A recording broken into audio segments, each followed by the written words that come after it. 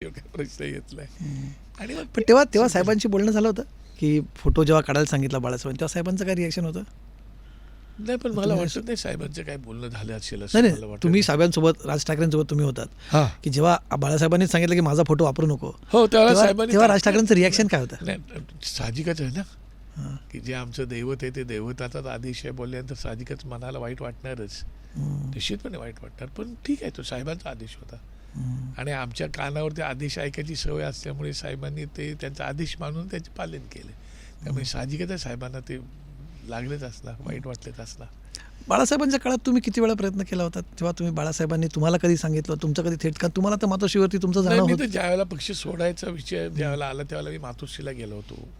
मातोश्रीला गेल्यानंतर मी माझी जेवढी माझ्याकडे ऑफिसची काही कागदपत्र होती ती सगळी कागदपत्र सुपूर्द केली होती की साहेब आपलं ऑफिसच आहे, त्याची कागदपत्र त्याने ही पक्षाला मी देऊन टाकतो. त्याला बाळासाहेब मला बोलले की तू थांब इथे म्हणून, पण बोललं नाही मी राजसाहेबांसोबत जाणार असं सांगूनच मी बाहेर पडलो होतो बाळासाहेबाला. मला वाटतं मी एकटाच माणूस असेल जो बाळासाहेबांना सांगून बाहेर पडला आणि साहेबांना वाईटही वाटलं, साहेब रागवले सुद्धा, चिडले सुद्धा. हे सगळं जरी असलं तरी पण मला असं वाटतं की मी त्यावेळेला घेतलेला निर्णय थोडं बाळासाहेबांच्या मनाच्या विरुद्ध होता. हा जरी भाग असला तरी मला आज वाटतं की मी घेतलेला निर्णय योग्य होता, कारण राजसाहेबांसोबत त्यावेळेला राहणं गरजेचं होतं आणि राजसाहेब आमच्यासाठी त्या काळामध्ये राजसाहेब माझ्या पाठीमागे खंबीरपणे उभं पण राहिले.